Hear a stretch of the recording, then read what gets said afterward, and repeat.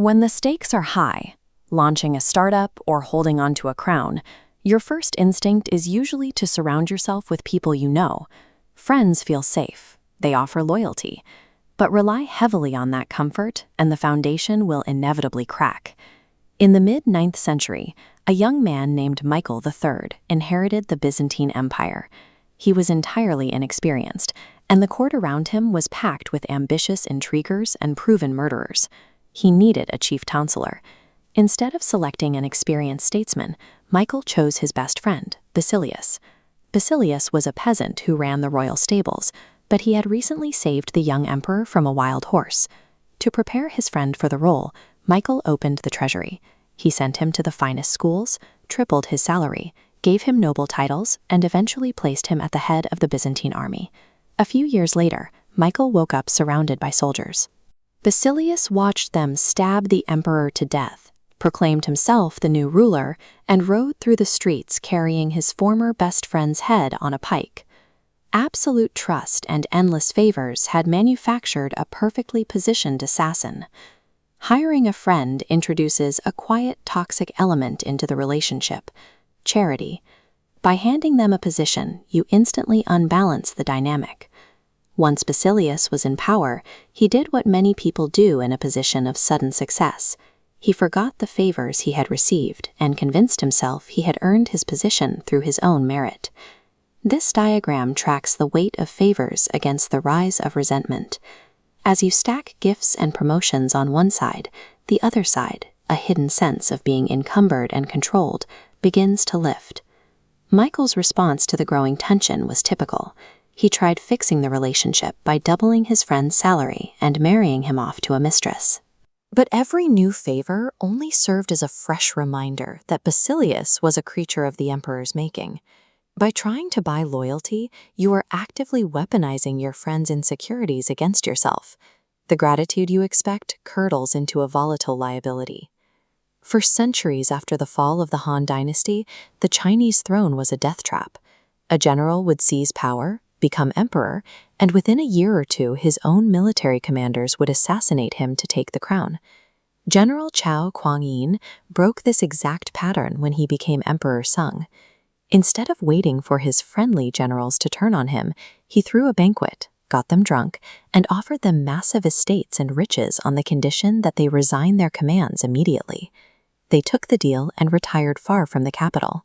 With his allies neutralized, Sung turned his attention to his enemies. When he defeated the rebel king Liu after years of bitter fighting, Liu arrived at the palace fully expecting to be executed for treason.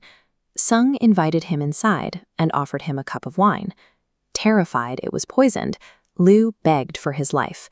Sung simply laughed, took the cup, and drank it himself.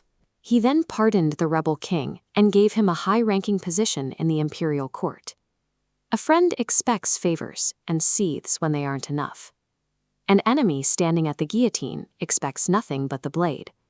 When they are shown grace instead, they are genuinely overwhelmed by relief. A spared rival operates with zero entitlement.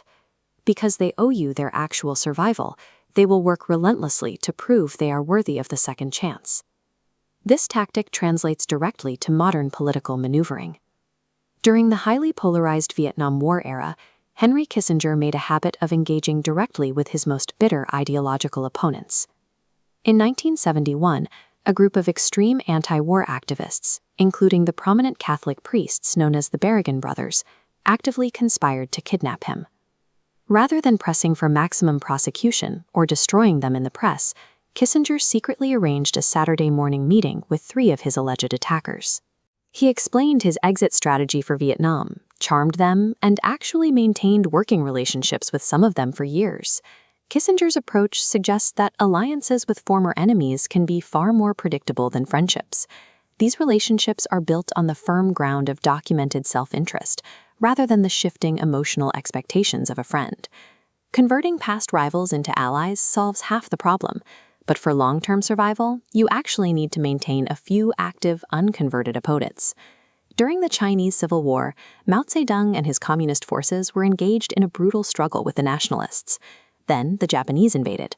Some leaders wanted the nationalists to handle the Japanese, saving their own strength. Mao rejected this, insisting his forces fight the invaders. He knew the Japanese would eventually be defeated, but fighting them served a crucial internal purpose. An active enemy forces a group to maintain focus. It sharpens strategic wits and vividly defines exactly what the leader and the cause stand for. Mao believed without a formidable foe to keep them alert, his forces would grow rusty and lose their fighting edge for the civil war ahead. An active enemy serves as a constant pressure, denying a leader the luxury of letting their guard down.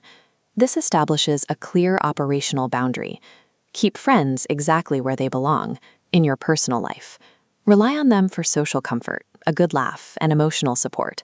But when it comes to business, execution, and survival, the rules change entirely.